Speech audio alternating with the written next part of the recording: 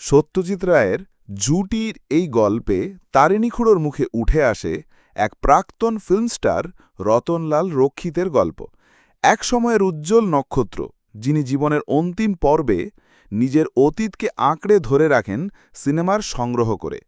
তারিণী খুড়োর নিজস্ব স্টাইলে বলাই গল্পে আমরা শুনি চলচ্চিত্র, স্মৃতি ও জুটির জটিল মেলবন্ধনের কথা। স্বাগতম, আপনি শুনছেন সত্যজিৎ রায়ের এক অনন্য গল্প জুটি, তারিণী খুড়ো সিরিজ থেকে। আজকের গল্পে ফিরব কলকাতার পুরনো সিনেমার জগতে এক বিস্মৃতপ্রায় ফিল্ম স্টারের জীবনের বাঁকে। গল্পটি শোনাতে চলেছেন আমাদের প্রিয় তারিণী খুড়ো। চলে আসুন গল্পের মোড়ে। আজ আমি একজন ফিল্ম স্টারের কথা বলতে যাচ্ছি, যায় চুমুক দিয়ে বললেন তারিণী খুড়ো। কে তিনি? তার নাম কি? আমরা সমস্বরে চেঁচিয়ে উঠলাম। তার নাম তোরা শুনিসনি, বললেন তারিণী খুড়ো। তিনি যখন রিটায়ার করেন তখন তোরা সবে জন্মেছিস। তবু আপনি নামটা বলুন না, বললে নাছোড় বান্ধা ন্যাপলা। আজকাল টেলিভিশনে অনেক পুরনো ফিল্ম স্টারের ছবি আমরা দেখি। তার নাম হল রতনলাল রক্ষিত। জানি জানি, বিজ্ঞের মতো বলল ন্যাপলা। মাস তিনেক আগে জয় পরাজয় বলে একটা ছবি টিভিতে দেখিয়েছিল, তাতে হিরোর বাবার পাঠ করেছিলেন রতন রক্ষিত। তাহলে তো ভালোই হলো, বললেন তারিণী খুড়ো। তাকে ছবিতে দেখে থাকলে গল্পটা আরও জমবে। এটা কি ভূতের গল্প? ন্যাপলা জিজ্ঞেস করল। না, ভূত নয়, তবে ভূত বলতে তো শুধু প্রেতাত্মা বোঝায় না, ভূতের আরও মানে আছে। একটা মানে হলো অতীত, অর্থাৎ যা ঘটে গেছে, ভবিষ্যতের উল্টো। সেই অর্থে এটা ভূতের গল্প বলতে পারিস। বেশ, তাহলে শুরু হোক। তাকিয়েটাকে কোলের কাছে টেনে নিয়ে তারিণী খুড়ো শুরু করলেন তার গল্প। রতন রক্ষিত রিটায়ার করেন 1970-এ 70 বছর বয়সে। শরীরটা হঠাৎ ভেঙে পড়েছিল, তাই ডাক্তার বললেন কমপ্লিট রেস্ট। তার আগে 45 বছর ধরে একটানা অভিনয় করে গেছেন রক্ষিত মশাই। তার মানে সেই সাইলেন্ট যুগ থেকে। অগাধ টাকা করেছিলেন ছবি করে, আর সেই টাকার সদ্ব্যবহার কি করে করতে হয় সেটাও জানতেন। 3খানা বাড়ি ছিল কলকাতায়। নিজে থাকতেন অ্যামার্স্ট স্ট্রিটে, আর অন্য 2খানা ভাড়া দিয়ে দিয়েছিলেন। এই রতন রক্ষিত কাগজে বিজ্ঞাপন দিলেন যে তার একজন সেক্রেটারি চাই। আমি তখন কলকাতাতেই ছিলাম, বয়স 50-এর কাছাকাছি। সারা জীবন টোটো করে ঘুরে নানান রোজগারের পন্থা ট্রাই করে সবে ভাবছি এবার ঘরে ছেলে যখন ঘরে ফিরেছি তখন সেটেল করা যায় কিনা। এমন সময় বিজ্ঞাপনটা চোখে পড়ল, দিলুম অ্যাপ্লাই করে। রতন রক্ষিতের নামের সঙ্গে যথেষ্ট পরিচয় ছিল, ভদ্রলোকের ছবিও দেখেছি বিস্তর। তাছাড়া আমার যে সিনেমার প্রতি একটা স্বাভাবিক আকর্ষণ আছে সেটা তো তোরা জানিস। দরখাস্তের রিপ্লাই এসে গেল 7 দিনের মধ্যে। আমার ডাক পড়েছে ইন্টারভিউয়ের জন্য। গিয়ে হাজির হলাম রক্ষিত মশাইয়ের বাড়িতে। জানি ভদ্রলোকের শরীর খারাপ, কিন্তু চেহারা দেখে সেটা বোঝার কোনো উপায় নেই। বেশ টানটান চামড়া, ঝকঝকে দাঁতগুলো অরিজিনাল বলেই মনে হলো। প্রথমে আমাকে জিজ্ঞেস করলেন তার ছবি দেখেছে কিনা। বললাম পরের দিকের ছবি তো দেখেইছি, গোড়ার দিকেরও কিছু সাইলেন্ট ছবি দেখা আছে, যখন রক্ষিত মশাই কমিক ছবি করতেন। উত্তর শুনে দেখলাম ভদ্রলোক খুশিই হলেন। বললেন আমি গত কয়েক বছর ধরে আমার সব সাইলেন্ট ছবি সংগ্রহ করছি। আমার এই বাড়িতে একটি আলাদা ঘর আছে, যেখানে সব ছবি দেখার জন্য একটা প্রজেক্টর বসিয়েছি, এবং সে প্রজেক্টর চালাবার জন্য একটা লোকও রেখেছি। সাইলেন্ট ছবি আজকাল প্রায় পাওয়াই যায় না, জানেন তো। ফিল্মের গুদমে 2বার 2টি অগ্নিকাণ্ডে প্রায় সব বাংলা সাইলেন্ট ছবি পুড়ে যায়। ফলে সেসব ছবি এখন দুষ্প্রাপ্য। কিন্তু আমি হাল ছাড়িনি, আমি কাগজে বিজ্ঞাপন দিই। তার ফলে জানতে পারি যে আমার অনেকগুলো সাইলেন্ট ছবি মীরচান্দানি নামে আমার এক প্রডিউসারের গুদমে সযত্নে রাখা আছে। তার কারণ আর কিছুই না, মীরচান্দানি যে শুধু আমার প্রডিউসার ছিলেন তা নয়, তিনি ছিলেন আমার ফ্যান। মীরচান্দানি মারা গেছেন বছর 4 আগে। তার ছেলেকে বলে আমি ছবিগুলো কিনে নিই। এইভাবে বারবার কাগজে বিজ্ঞাপন দিয়ে আমি আমার সংগ্রহ তৈরি করি। অসুস্থতার জন্য আমাকে রিটায়ার করতে হয়েছে ঠিকই, কিন্তু ফিল্মের জগৎ থেকে নিজেকে দূরে সরিয়ে রাখা অসম্ভব। এইসব পুরনো ছবি দেখে আমার সন্ধেগুলো দিব্যি কেটে যায়। আপনার কাজ হবে আমার এই ফিল্ম লাইব্রেরি তদারকি করা, ছবিগুলোর একটা ক্যাটালগ তৈরি করা, আর আমার সংগ্রহে নেই এমন ছবি খুঁজে বার করা। পারবেন তো? আমি বললাম, চেষ্টার ত্রুটি হবে না। যেগুলো রয়েছে সেগুলোকে ক্যাটালগ করে ঠিক করে রাখা কঠিন কাজ নয়। যে ছবি নেই তার সন্ধানের কাজটা অবশ্যই সহজ নয়। রক্ষিত বললেন, আমি যে শুধু সাইলেন্ট ছবির কথা বলছি তা নয়, গোড়ার দিকের কিছু টকি ছবিও আমার সংগ্রহে নেই। আমার মনে হয় ধরমতলা পাড়ায় প্রযোজক পরিবেশকদের অফিসে খোঁজ করলে সেসব ছবি নিশ্চয়ই পাওয়া যাবে। মোট কথা, আমার সংগ্রহে যেন কোনো ফাঁক না থাকে। বুড়ো বয়সে আমার অবসর বিনোদনের পন্থাই হবে আমার নিজের পুরনো ছবি দেখা। চাকরি হয়ে গেল। অদ্ভুত মানুষ। ভদ্রলোকের স্ত্রী মারা গেছেন বছর 15 হল। 2 ছেলে আছে, দুজনেই থাকেন দক্ষিণ কলকাতায়। এক মেয়ে থাকে এলাহাবাদে, স্বামী সেখানকার ডাক্তার। নাতি নাতনিরা মাঝে মাঝে আসে দাদুর সঙ্গে দেখা করতে। ছেলেরাও যে আসে না তা নয়, তবে ফ্যামিলির সঙ্গে তেমন যোগাযোগ নেই বললেই চলে। বাড়িতে থাকে 2টি চাকর, একটি রান্নার লোক আর একটি খাস বেয়ারা, নাম লক্ষ্মীকান্ত। লক্ষ্মীকান্ত বাঙালি, বয়স 60-এর ওপর এবং অত্যন্ত অনুগত। এমন একজন বেয়ারা পাওয়া খুব ভাগ্যের কথা। এই লক্ষ্মীকান্তের সাহায্যে কাজ করে আমি দিন দশেকের মধ্যে রক্ষিত মশাইয়ের সংগ্রহের একটা ক্যাটালগ করে দিলাম। তাছাড়া ধরমতলায় ঘুরে উনি টকির আদি যুগে যেসব ছবি করেছিলেন তার অনেকগুলোর হদিশ জোগাড় করে দিলাম। ভদ্রলোক সেইগুলোর একটা করে প্রিন্ট কিনে নিজের লাইব্রেরিতে রেখে দিলেন। আমার কাজ 10টা থেকে 5টা পর্যন্ত, কিন্তু মাঝে মাঝে সন্ধেটাও রক্ষিত মশাইয়ের সঙ্গে কাটিয়ে যাই। 6:30টায় ভদ্রলোক ছবি দেখতে শুরু করেন, থামেন 8:30টায়। প্রজেকশনিস্টের নাম আশুবাবু, বয়স 50-55। কাজে কোনো ক্লান্তি নেই। দর্শক মাত্র 3 জন, রক্ষিত মশাই, বেয়ারা লক্ষ্মীকান্ত আর আমি। বেয়ারাকে থাকতে হয় কারণ বাবু গড়গড়ায় তামাক খান, সেই তামাক মাঝে মাঝে ফিরিয়ে দিতে হয়। তবে লক্ষ্মীকান্ত যে ছবিগুলো উপভোগ করে সেটা অন্ধকারে তার মুখের দিকে চেয়ে আমি বুঝেছি। সবচেয়ে মজা লাগে যখন সাইলেন্ট যুগের ছবিগুলো দেখানো হয়।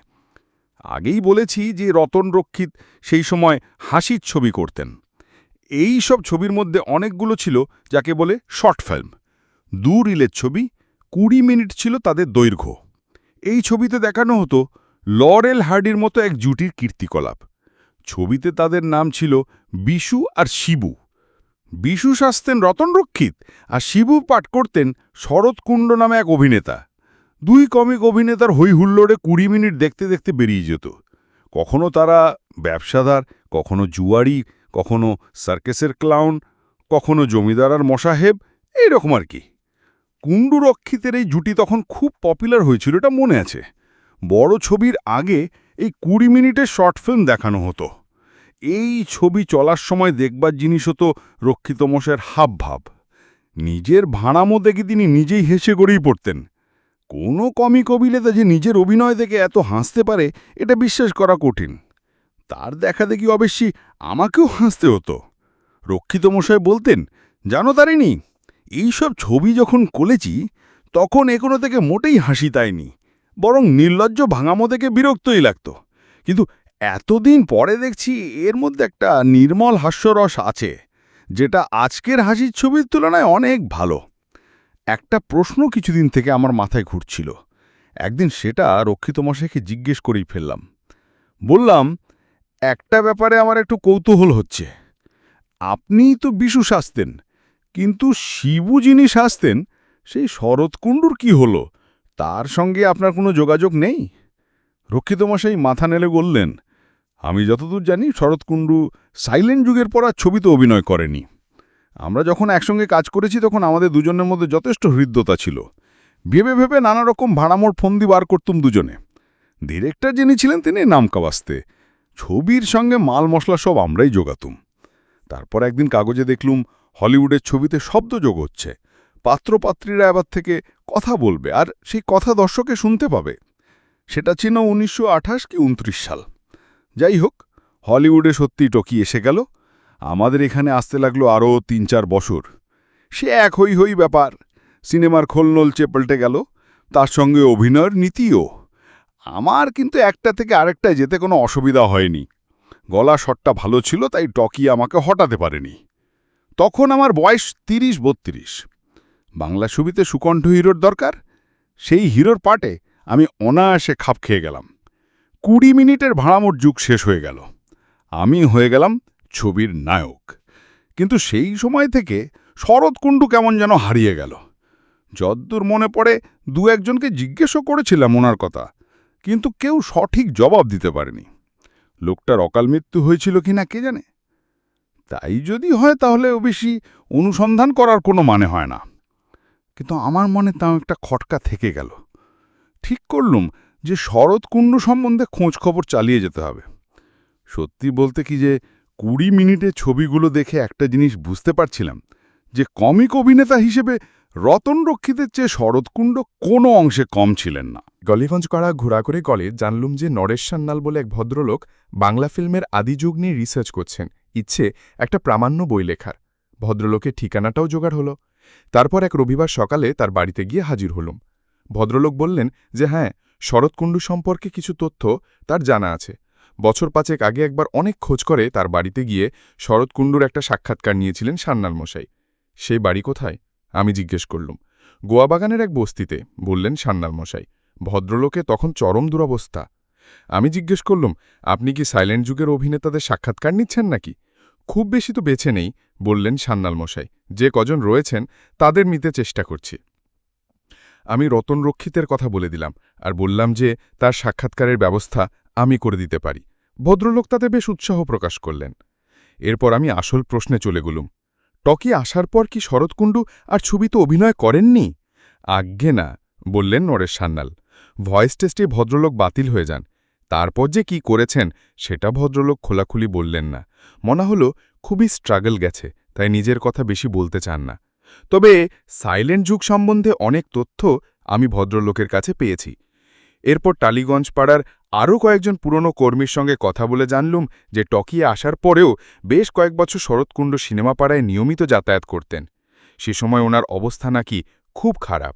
টালিগঞ্জেরই মায়াপুরী স্টুডিওর ম্যানেজার ধীরেশচন্দ্রর সঙ্গে কথা বলে জানলুম যে শরৎকুণ্ডু নাকি মাঝে মাঝে ছবিতে এক্সট্রা পার্ট করে ৫-১০ টাকা করে রোজগার করতেন। এইসব পার্টে অভিনেতা সাধারণত ভিড়ের মধ্যে মিশে থাকে, তার কথা বলার কোনো দরকার হয় না। এই মায়াপুরী স্টুডিওতেই দারিক চক্রবর্তী বলে এক বৃদ্ধ প্রোডাকশন ম্যানেজার আমাকে বললেন, বেন্টিং স্ট্রিটে নটরাজ কেবিনে গিয়ে খোঁজ করুন। কয়েক বছর আগে পর্যন্ত সেখানে আমি শরৎকুণ্ডুকে দেখেছি। শরৎকুণ্ডুকে বিস্মৃতির অন্ধকার থেকে টেনে বার করার জন্য নটরাজ কেবিনে গিয়ে হাজির হলুম। এর মধ্যে এ কথাটা বলা হয়নি, গোয়াবাগান বস্তিতে গিয়ে খোঁজ করে জেনেছি যে শরৎকুণ্ডু আর সেখানে থাকেন না। এটাও বলা দরকার যে আমার উৎসাহের সঙ্গে তাল রেখে চলেছেন রক্ষিত মশাই। ছোঁয়াচে বেড়ামের মতো তারও এখন ধ্যান ঘ্যান চিন্তা হলো শরৎকুণ্ডু। তাদের দুজনের মধ্যে যে কত সৌহার্দ্য ছিল সেটা এখন মনে পড়েছে রক্ষিত মশায়ের। যুবা বয়সে স্মৃতি আর দুজনে তখন ডাকসাইতি জুটি। লোকে আসল ছবির কথা চিন্তেই করে না। ছবির আগে বিশু শিবুর ২ রিলের কীর্তিকলাপই হলো তাদের কাছে আসল। সেই জুটের একটি রয়েছে, একটি উধাও। এমন হলে কি চলে? নটরাজ কেবিনের মালিক পুলিন দত্তকে জিজ্ঞেস করাতে ভদ্রলোক বললেন, শরৎদা বছর ৩ আগে অবধি এখানে রেগুলারলি আসতেন, তারপর আর আসেননি। তিনি কি কোনো কাজটাজ করতেন? সে কথা তাকে অনেকবার জিজ্ঞেস করেছি, বললেন পুলিন দত্ত, কিন্তু কোনো সোজা উত্তর কখনো পায়নি। কেবল বলতেন, পেটের দায়ে এমন কোনো কাজ নেই যা আমি করিনি। তবে অভিনয় যে ছেড়ে দিয়েছিলেন সেটা আমি জানি, আর সেই সঙ্গে ছবি দেখাও বন্ধ করে দিয়েছিলেন। টকি যে তার কাল হয়েছিল সেটা বোধহয় উনি কোনোদিন ভুলতে পারেননি। এরপর আরও মাসখানেক নানান জায়গায় খোঁজ করেও শরৎকুণ্ড কোনো পাত্তা পেলাম না। লোকটা যেন হাওয়ায় মিলিয়ে গেছে। কথাটা রক্ষিত মশাইকে বলতে উনি সত্যিই মর্মাহত হলেন।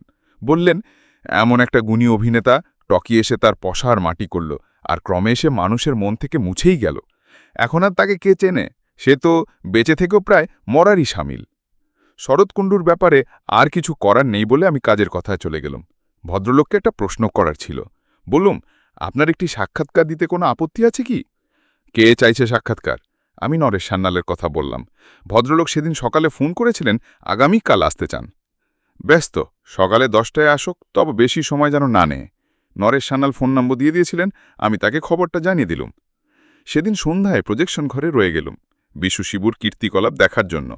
বিশু শিবুর ছবি হয়েছিল সবশুদ্ধ 42টা, তার মধ্যে 37টা আগেই জোগাড় হয়েছিল, বাকি 5খানা আমার চেষ্টায় জোগাড় হয়েছে।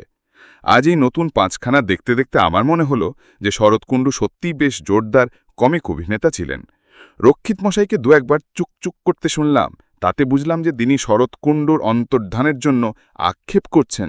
পরদিন সকালে আমি আসার 10 মিনিটের মধ্যেই নরেশ সান্যাল এসে পড়লেন। রক্ষিত মশাই তৈরিই ছিলেন। বললেন, আগে চা হোক, তারপর ইন্টারভিউ হবে। সান্যাল মশাই কোনো আপত্তি করলেন না। সকালে 10টায় রোজই রক্ষিত মশাই চা খান এবং সেই সঙ্গে আমিও খাই। এই সময়টাতেই আমাদের যা কিছু আলোচনা করবার তা হয়ে যায়। তারপর আমি বসে পড়ি কাজে, উনি চলে যান বিশ্রাম করতে। ক্যাটালগিং হয়ে যাবার পর আমি যে কাজটা করছি সেটা হলো বিশু শিবুর প্রত্যেকটি ছবির গল্পের সারাংশই তৈরি করা এবং তাতে কে কে অভিনয় করেছে, পরিচালক কে, ক্যামেরাম্যান কে, এইসবের একটা তালিকা তৈরি করা। একে বলে ফিল্মোগ্রাফি। যাই হোক, আজ অতিথি এসেছেন বলে দেখি চায়ের সঙ্গে কচুরি এসেছে। ট্রে সমেত চা টেবিলে রাখা হতেই সান্যাল মশাই হঠাৎ একটা কথার মাঝখানে খেই হারিয়ে চুপ করে গেলেন। তার দৃষ্টি ভৃত্যের দিকে। ভৃত্য স্বয়ং খাস বেয়ারা লক্ষ্মীকান্ত। আমার দৃষ্টিও চলে গেছে লক্ষ্মীকান্তের দিকে এবং সেই সঙ্গে রক্ষিত মশাইয়েরও। এই নাক, এই থুতনি, এই চওড়া কপাল, চোখের এই তীক্ষ্ণ চাহনি, এই কোথায় দেখেছি? একদিনে তো এর মুখের দিকে ভালো করে চাইনি। কেন চাইব? অকারণে বেয়ারার দিকে কে চেয়ে থাকে? প্রায় 3 জনের মুখ দিয়ে একসঙ্গে বেরিয়ে পড়ল একটা নাম, শরৎ কুণ্ডু। হ্যাঁ, কোনো সন্দেহ নেই, শরৎ কুণ্ডু এখন হলেন তাঁরই এককালের ফিল্মের জুটি রতন রক্ষিতের খাস বেয়ারা। কি ব্যাপার হে শরৎ? এতক্ষণে চেঁচিয়ে উঠলেন রতন রক্ষিত। তুমি আমার বাড়িতে? শরৎ কুণ্ডুরু মুখে কথা ফুটতে সময় লাগল। কি আর করি, নেহাত ইনি চিনলেন বলেই তো তোমরা চিনলে। একদিনও তো বুঝতে পারোনি। 40 বছর বাদে দেখে বুঝবেই বা কি করে? একদিন মিরচান্ডানির ওখানে চাকরির আশায় গিয়ে শুনি তুমি নাকি এসে আমাদের সেই আদ্যিকালের ছবির অনেকগুলো কপি কিনে নিয়ে গেছো নিজের সংগ্রহের জন্য। ভাবলাম তোমার এখানে এসে নিশ্চয়ই সেসব ছবি আবার দেখতে পাবো। এমনিতে তো দেখার কোনো সুযোগ নেই। সেসব ছবি যে এখনও টিকে আছে তাই জানতাম না। তাই বেয়ারা চাকরির জন্য চলে এলাম তোমার কাছে। তুমি আমায় চিনলে না, চাকরিও হয়ে গেল। কুলিগিরিও করেছি, বেয়ারার কাজ তো তার কাছে স্বর্গ। আর ভালোও লাগছিল। সে যুগের ছবিতে কথা না বলে অভিনয় করেছি, সে তো নেহাত নিন্দের নয়। অবশ্য সেসব দেখার সুযোগ বোধহয় এখন বন্ধই হয়ে গেল। কেন বন্ধ হবে কেন? রক্ষিত মশাই চেয়ার ছেড়ে উঠে পড়েছেন। তুমি এখন থেকে হবে আমার ম্যানেজার। তারিণীর সঙ্গে এক ঘরে বসবে তুমি, আমার এখানেই থাকবে। সন্ধেবেলা একসঙ্গে বসে ছবি দেখব আমরা। এককালের জুটি ভেঙে গিয়েছিল দৈব দুর্বিপাকে, আবার এখন থেকে জোড়া লেগে গেল। কি বলো তারিণী? আমি দেখছি নরেশ সান্যালের দিকে। তার মতো এমন হতভম্ব ভাব আমি অনেক দিন কারুর মুখে দেখিনি। তবে তার পক্ষে নির্বাক যুগের এই বিখ্যাত জুটির পুনর্মিলন যে একটা বড় রকম সাংবাদিক দাঁও হল, সে বিষয়ে সন্দেহ আছে কি? এই ছিল আজকের গল্প, জুটি, সত্যজিৎ রায়ের লেখা এক স্মৃতিমাখা সাহিত্যকর্ম। আপনার যদি গল্পটি ভালো লেগে থাকে তাহলে আমাদের চ্যানেলটি সাবস্ক্রাইব করুন আর নতুন গল্পের আপডেট পেতে বেল আইকন চাপতে ভুলবেন না। কমেন্ট করে জানান পরবর্তী গল্পে আপনি কোন চরিত্রকে ফিরে পেতে চান। ধন্যবাদ সঙ্গে থাকার জন্য। আবার শুনব নতুন কোনো গল্পে, কোনো এক শোনার সন্ধ্যায়।